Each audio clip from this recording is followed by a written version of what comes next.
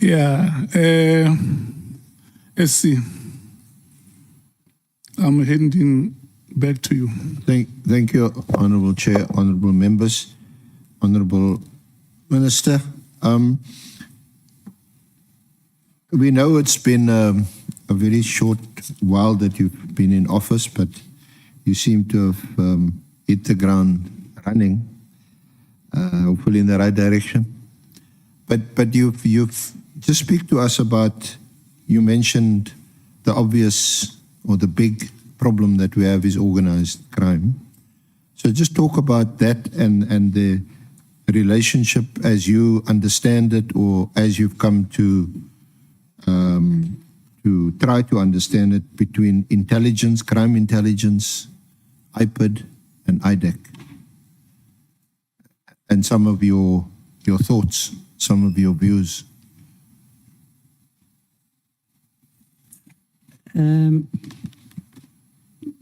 So crime intelligence,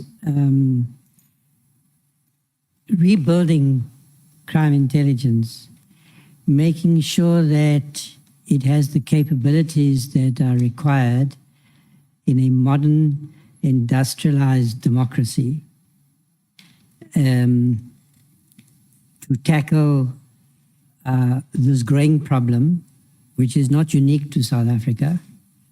I think it's got a lot to do with the way globalization has occurred, which has weakened states and allowed for trafficking of drugs and other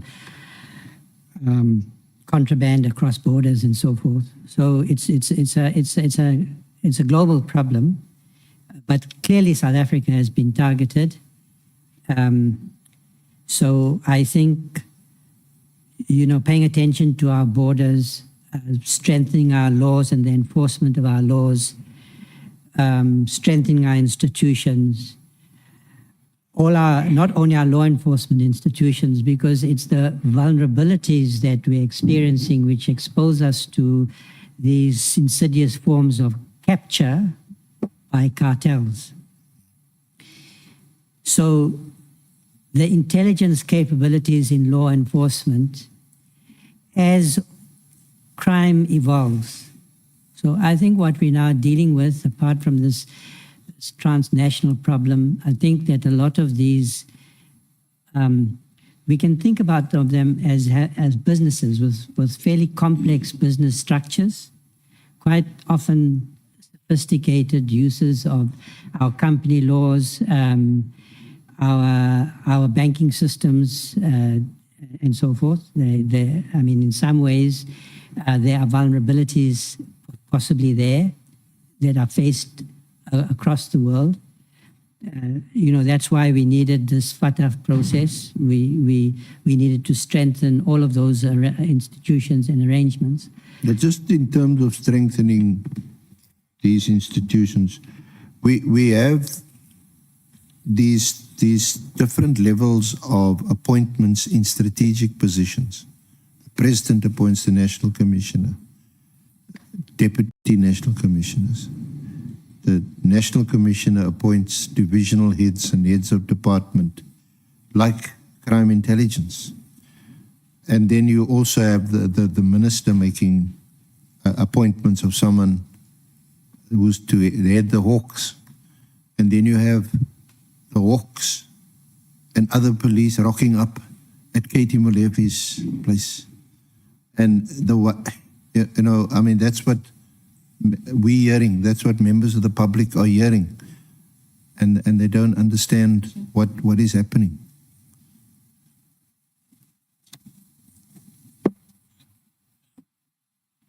Thank you, Chair. Through you, Chair, I didn't hear well the SC, whether he said that the President appoints the deputy commissioners. I'm not sure whether I hear you well. Clarity on that, maybe I will. You were talking about the President appoints. I don't know, maybe wrong. Maybe the Minister can help us. Sorry, appoints the National Commissioner. Yes. And if we are going to professionalize the police service, which I think is one of the challenges, so that's the antidote to what has been characterized as political interference. In my view, it's got a lot to do with conflicts of interest, where people with important responsibilities, either as a minister or in senior positions in a department or the police service, mistake their public responsibilities and duties for their private interests. And those private interests may be, to foster, that involves fostering relationships with friends. I think people in public office should be very careful about the friends that they choose. But it could be a private interest in the sense that could be a political interest. In politics, people are ambitious. They seek higher office. That interest is not consistent with one's public duties. So I think this whole area of appointment is important, of the National Commissioner. I understand the National Commissioner, who's constitutionally appointed by the President, that the President, who has been trying to improve matters with the way appointments are made, the head of the NTPP, for instance. In this case, my understanding is that there was a panel of experts who were involved in the process. But in any case, that's the kind of thing we need to look at, because it's very clear that partly what has brought us here is that policing has also been politicized. And I'm very much in favor of an agenda to ensure that the police officers, we should be thinking about them. They have important responsibilities. They are professionals. They have to be highly trained. They have to have the tools and capabilities to exercise their responsibilities. So appointment is very important. How we ensure that in critical institutions like crime intelligence or IPAD, the head is appointed by myself, by the minister. But I would favor some re-looking at that matter, because IPAD is an independent body. They have a very important responsibility to monitor, to investigate misconduct by the police. So currently the position is that person is appointed by the minister, but it is meant to be independent. And so perhaps that appointment process should be re-looked at. IPAD yesterday was before the Portfolio Committee with their annual report. They've done exceptionally well. Certainly from a financial management point of view, and from the point of view of meeting their performance targets, they did very well. The amounts of irregular expenditure were not significant at all. So that was very pleasing, but there's still a conversation to be had about how to strengthen IPAD. And I would favor a more independent process of appointment. And I think that it works well when IPAD also has a sound relationship with the National Commissioner, who has to respect its role. You need a National Commissioner who values the role IPAD plays from an integrity point of view. Again, there's another relationship that is potentially adversarial, but needs to be, but shouldn't be, should be a professional one. And so I think IPAD is an institution that we can point to and say, we've done well. We have built, a body. We took that decision. say we're going to establish a body to investigate police misconduct, which is a problem in policing institutions across the world. I keep making this point, not to give us, a pass, but because there is something perhaps in the nature of policing which makes policing vulnerable to this kind of degeneration. So from the very beginning, we set up accountability mechanisms. One of them was IPID. In fact, I would say this, Advocate, I think we have a multiplicity of oversight bodies. We have the Portfolio Committee. We have the Standing Committee. In both houses, we have IPID. Now, we have the Auditor General, whose report who produced an excellent report yesterday on all the agencies. Member James and other members who were sitting here were also in that meeting. An outstanding report. So we have built a strong institution, or the country can be proud of their capabilities. Now the question is this: with all these oversight bodies, what happens to their findings and recommendations? How do we ensure that those findings and recommendations, which are accurate, which are objective, which need to be followed through on, are in fact followed through on? And that's where I think the system has not worked, the oversight system. Yeah. So there's a question perhaps about how these oversight bodies are coordinated. All of them have made important findings over the years that, if implemented, would have prevented us from being in the situation that we are currently in, which I insist is a moment in time, in the history of this country. It's a moment. Countries go through cycles with the best institutions. Countries go through cycles. We are going through a cycle. We will come out of it if we do the right things. If we tell the truth, this inquiry process, this process that you are leading, of our democratically elected parliament, carrying out its responsibilities to inquire into the allegations made by General Mkonazi, one of a lead part of the officer corps in the country, and of course the Madlanga Commission. So we can change the picture. And I'm hoping that your inquiry in the Madlanga Commission is going to help with the reset. So crime intelligence, IPID has to be strengthened. I think IPID, we should perhaps be looking at, IPID deals with individual cases, but those individual cases reveal patterns that need attention, systemic problems. And I think perhaps there, we also in the ministry perhaps have missed a beat. That there is information in the IPID reports. And they met all their targets. They exceeded their targets.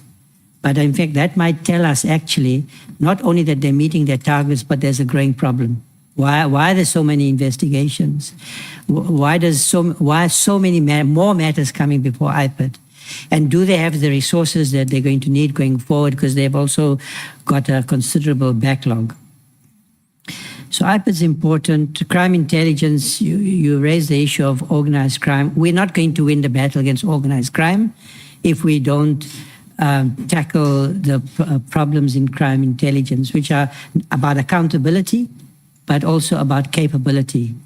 Now, one of the questions that troubles me, and we need an answer, why is it these problems in crime intelligence have emerged in all these reports and oversight documents, processes that I've talked, but it's over a period of time, it's become worse. We haven't been able to use the system to self-correct. I mean, we should be able, where there are red flags, where problems are identified, there needs to be corrective action. the SAP's report before the Auditor General showed that there hasn't been deterioration over the last year. But the Auditor General had raised many questions in the previous audit which were perhaps not fully and properly followed through on. So there's a lot that we can do to correct the problems that are now unavoidable. We now know more and more of the truth. We know more and more also about what needs to be done. And I think this process is going to help. Now, what would and should also help you, because you invested a lot of time and energy and intellectual input into the work of the National Anti-Corruption Advisory Council, and that report was submitted to the President, I think, in August of this year. Yes, so I should just say, because sometimes there is criticism which of the slow pace of reform, which I think is understandable because the issues are so pressing. The concerns are so serious. But the kind of reforms that are needed in this country are going to take time. And they take time because you are thinking about strengthening institutions, building new ones. Those are big decisions. You know, you're looking at a new paradigm. You're looking at building consensus on the new paradigm. You have to get all the agencies to agree. And I'll explain what I mean a little bit. So, for instance, the council has made a recommendation for the establishment of a new agency. We face some criticism from with some people saying, that a New Age anti-corruption body. Yes, what we call But wasn't that in line with what the Constitutional Court ruled in Glenister? So, again, it's a question of how you interpret Glenister. Glenister was the question before the court in that case was about a particular piece of legislation which established the HOCs. Yes. And in that case, the court quite rightly said, if you're going to fight corruption, you need to establish institutions which are insulated from improper political interference. They'd have to be compliant with the so-called STIRS criteria and, of course, our international obligations. And the institution that we've recommended is so compliant with the constitutional mandates identified in Glenister. It builds on what the SIU has already achieved. So we don't want to start from scratch. We want to recognize what has been built. This country doesn't have inexhaustible resources, either financial or in terms of time. We want that body to be set up as in the shortest possible period of time. So the mandate of that organization, for instance, grows directly out of what we've learned about Tembisa Hospital. Tembisa Hospital has a problem of endemic systemic corruption, and I'm quite sure that it's not the only hospital. And now we're learning that it's also a problem of organized crime, that there are cartels corrupting our systems of procurement in the health sector with such indefensible human impacts. So the body that we are recommending will be able proactively to go into institutions with the relevant capabilities, investigate procurement systems, make binding recommendations, and where there's evidence of criminal malfeasance, to prepare the docket and to refer the docket to IDAC and the NPA.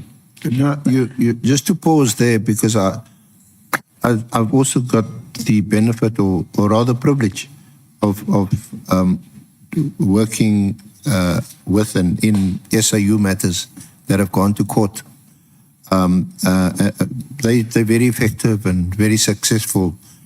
But the problem is you don't see the people getting into those orange overalls, as they say, and into jail because the standard of proof is different. So you go in, you conduct an investigation, and on balance, on a balance of probabilities, you see now there's clearly been malfeasance, misconduct, and so on, and corruption and theft. But and then you like the SOU does, they freeze the assets, take the money back, it goes into state coffers.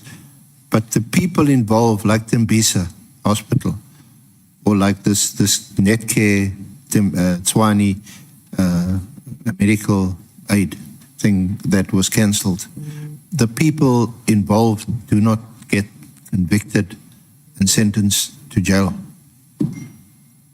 So one part of our recommendations concerned prevention of what we call systemic corruption.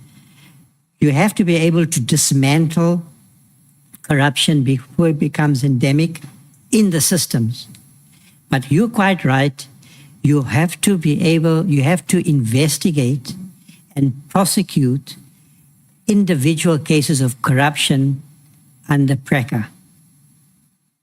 And that is where we, as a country, we have made some progress in terms of institution building. I think, for instance, the establishment of IDAC as a more independent body. But the capabilities that are required have to be rebuilt, because they were also hollowed out. And that's going to take time.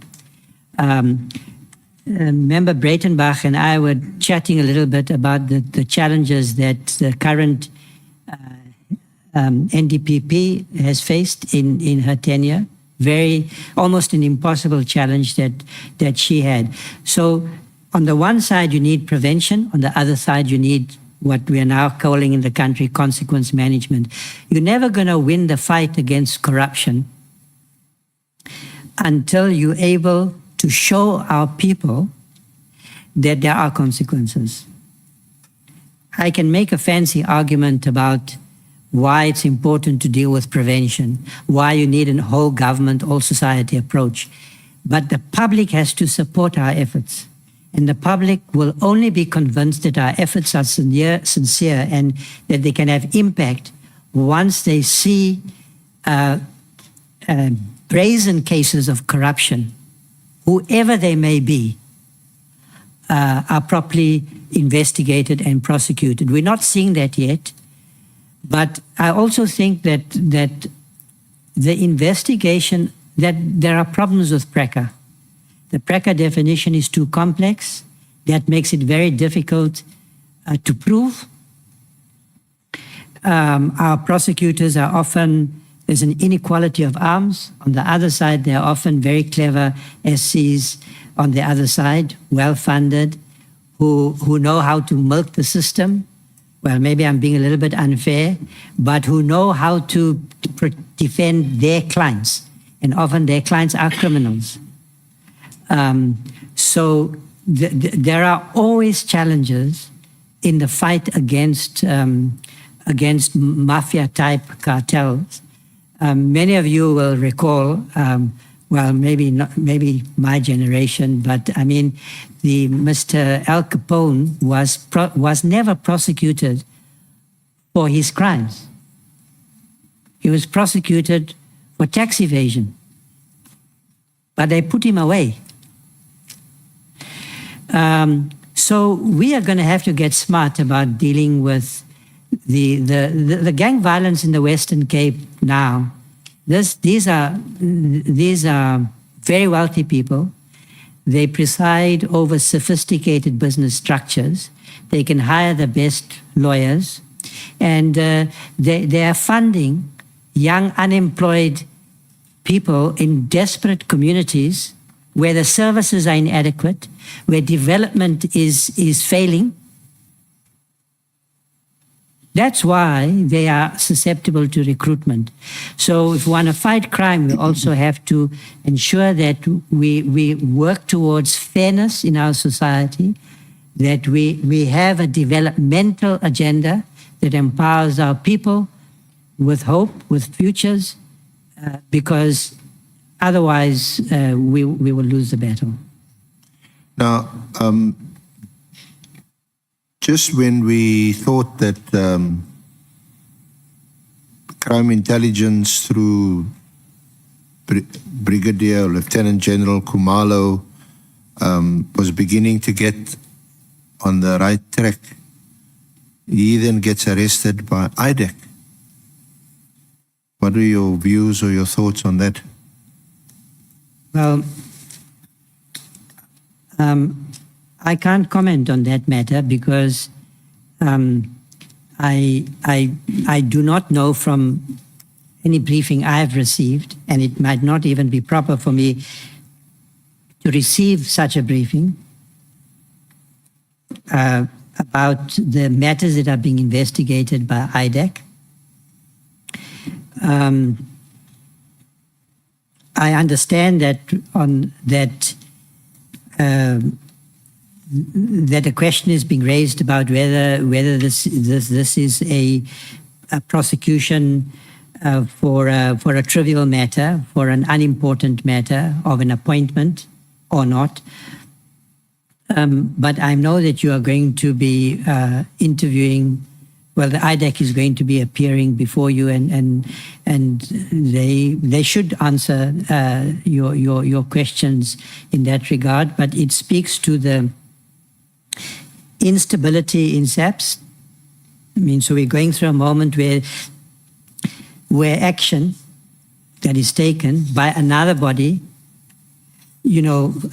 adds to the concern and the instability, if you like, because General Khumalo was the head of crime intelligence.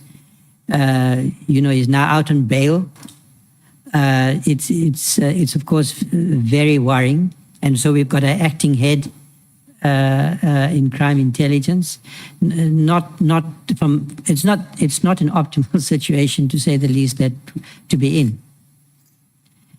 We need stability of leadership in crime intelligence, so that we can start to implement a serious reform agenda.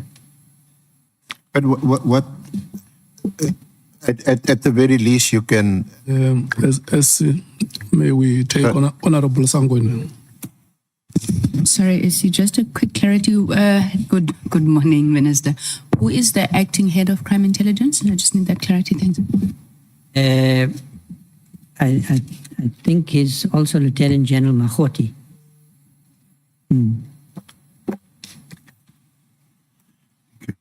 So, Minister, at least the one thing we can probably accept, that it is of grave concern to you that the head of our crime intelligence has now been arrested by a body which is an anti-corruption body. So the presumption is that he was arrested for some kind of corrupt activity. Well, I'm indicating I don't know what the answer to that question is. IDAC will have to. No, I just the concern that yeah. Now, because I just wanted to ask you a comment on this, that you again have that's in SAPS. He or she is appointed by the National Commissioner. But you also have IDAC that falls under the NPA. And is it an issue of competing jurisdictions where they have fights over turf territory? Is it a problem of coordination, or is it a problem with the appointment procedures and accountability?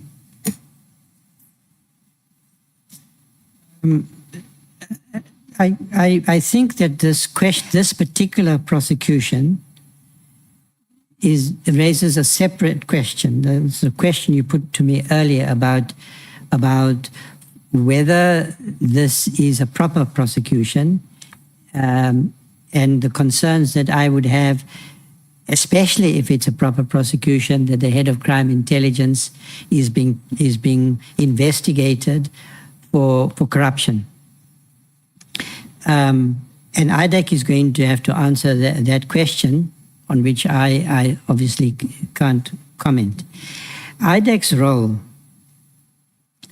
IDAC is part of the Department of Justice, and it was established to be independent precisely because independence is critical in the fight against corruption. You don't want senior people with power who might be involved in corruption to be able to interfere with a prosecution, with an investigation and a prosecution of corruption. That's why IDAC has been set up. Maybe not, it's not yet fully compliant with the constitutional mandates, but that's a genuine reform to establish IDAC as independent and to institutionalize a system of prosecution-led investigations. That's why it sits in the Department of Justice and not in the police. And honourable members will remember that we used to have, was it called the DSO, but the colloquially it was called the Scorpions. Scorpions, yes. That was the model that was implemented. It had a lot of success, but it also there was pushback, there was a reaction, and there were concerns about the manner in which it went about its work. But in effect, and then we dismantled that institution. I think that was a mistake, and we can see that clearly now, given where we are now and the problems we're facing now. We need more of those capabilities to dismantle and investigate corruption. It's an existential threat to this country. So IDAC, I think, was an important initiative of the Department of Justice and the presidency. It was an important step forward. I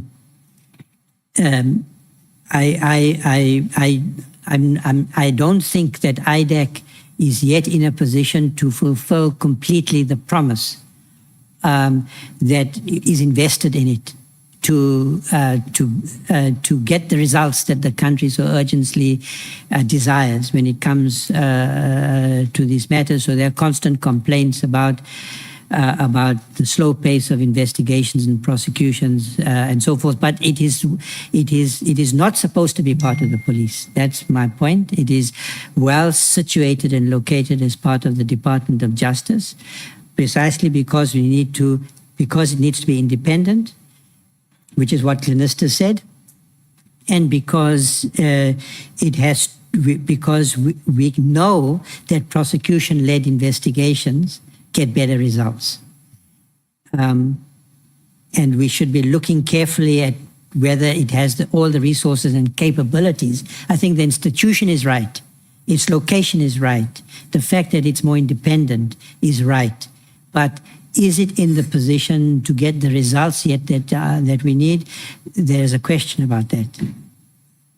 So throughout your address almost this morning, or your evidence, we've got fundamental issues with the resources and capability, almost in every aspect of policing. Okay. Can I ask you a soft question? I thought that's what you were doing, but go ahead. No. Well, you don't need to spend much time on it. We had Deputy Minister Boshelo here yesterday, and I think she explained quite nicely how things for them as deputy ministers have changed since your appointment. So maybe just talk to us briefly about the role of your deputy ministers. Okay, so my take is, they've been of enormous help to me, and I see them as a team. I mean, it's the minister that exercises executive authority, not the deputy ministers, but they have important roles. So first of all, as a constitutional matter, they are appointed by the president. It's a large department. I've been incredibly busy since being appointed. I don't think I would be able to manage all my commitments without their support. And it's not just attending meetings of the portfolio committee, attending to member statements when I'm not able to. I have delegated, so I should say about both. I mean, Deputy Minister Matale is very experienced, a former premier. He's been in the department for 7 years. He's been a tremendous source of insight and wisdom for me. Remember that I also, was in the position where I inherited an office from the previous minister. I couldn't talk to the previous minister. There was no normal handover, which was my decision, because I wanted police management to understand that I've got fresh eyes. And then Deputy Minister Bushello, also a very experienced political leader. Both of them are members of the NEC, of the ANC. You don't get there, without being formidable, having formidable political leadership qualities. Of course, they were both there before I came. So even with Dr. Bushello, I have learned a lot from her. So I've asked her to lead an important project. And we will put a team together to support her, a team of experts and so forth. But I'm worried about gender-based violence. We all are. I think the country has done a lot from a policy point of view, including a policy implementation point of view in this matter. We have, I think most police stations in the country have victim support capability. Many of them, most of them do. Many of them perhaps don't. I mean, that's exactly what I want her to look at.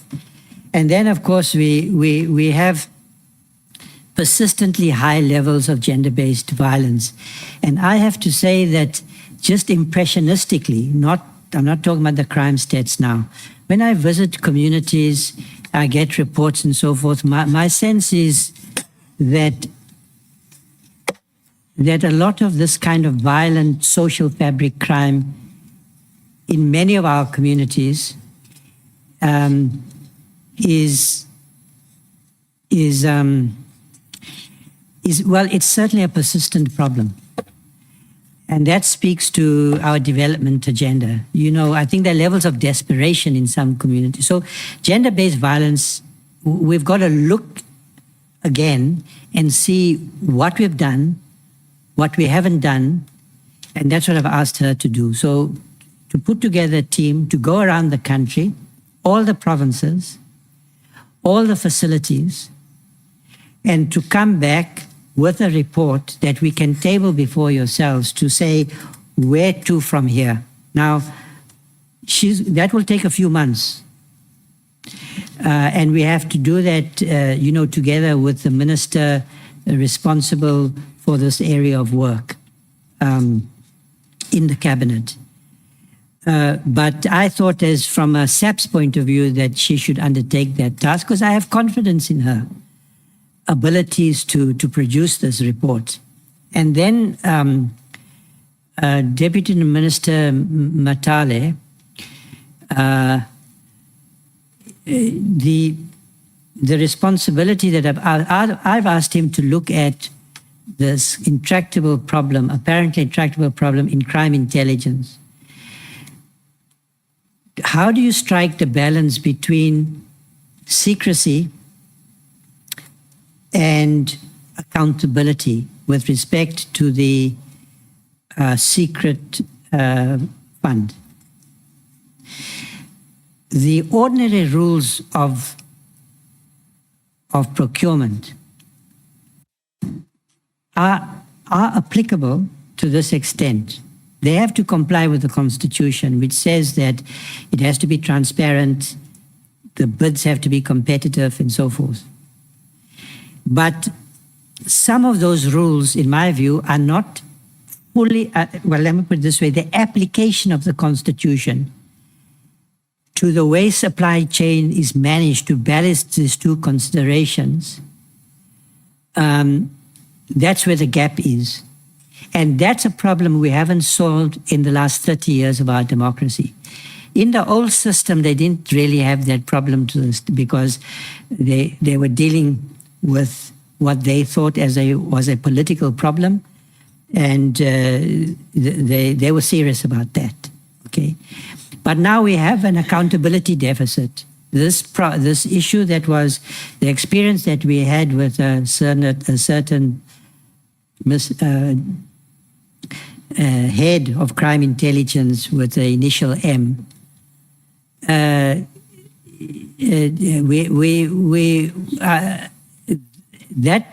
We do not yet know whether that we have a system to ensure probity and accountability. I was before the Joint Standing Committee yesterday, and they were raising the same issue. So I've asked, this would require legislative reform, perhaps. It's quite a sensitive, complex task, and I've asked DM to deal with that matter, Matale. Now, otherwise, the pressures on the ministry to attend meetings of all kinds, including meetings here, are shared. We, as far as possible, I would not be able to manage otherwise. DM Matale was the one who was dealing with member statements yesterday because I was busy preparing for this inquiry. He was invited by the Deputy Minister of Russia to go there, and he went. It was his first time. I asked him to go because the invitation was addressed to me. I couldn't go. And then Dr. Bashelo went to China, where she signed a memorandum of agreement. They are accountable, as I am to yourselves, under the Constitution. So I think that, of course, a lot depends on the relationship between the minister and the deputy ministers. Because as I've said, it's only the minister who exercises executive authority. In the end, it's the minister who carries the can, right? And that maybe has an element of complexity in the relationship or sensitivity. But we work very well together. I am committed to working with them. And as I say, they have been a source of advice for me, and that's how we will hope we can work, continue to work together.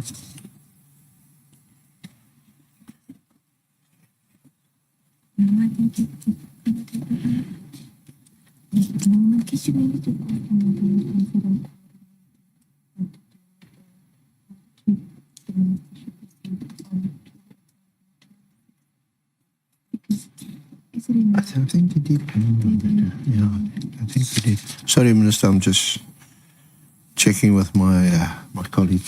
Yeah, I think we've covered the ground Minister, that's in your affidavit. In fact, more than that. Thank you very much. Honourable Chair, that would conclude our section of the hearing today with the Minister. Thank you. Thank you very much, Mr. Thank you so much. Thank you so much, SC. Thank you so much, Minister.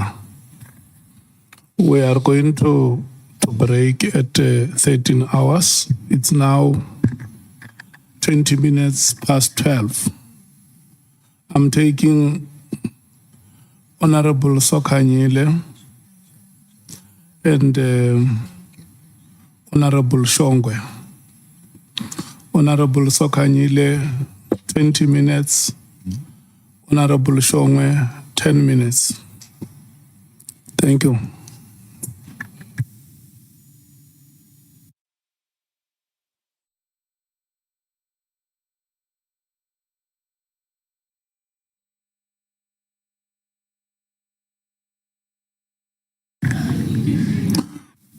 Honorable Sokanyile, what are you saying? No, I'm saying that I thought the senior council will finish before we go to lunch. Let But me anyway, check. let me. No, it's fine. I hear your concern. I must not ambush you. Let me check if we are ready for a break. If we are ready for a break, we are going to take the break.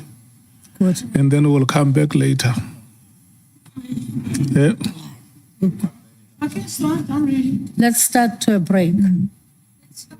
I always start. If you're not ready, I'll stop. Are we ready? Yeah.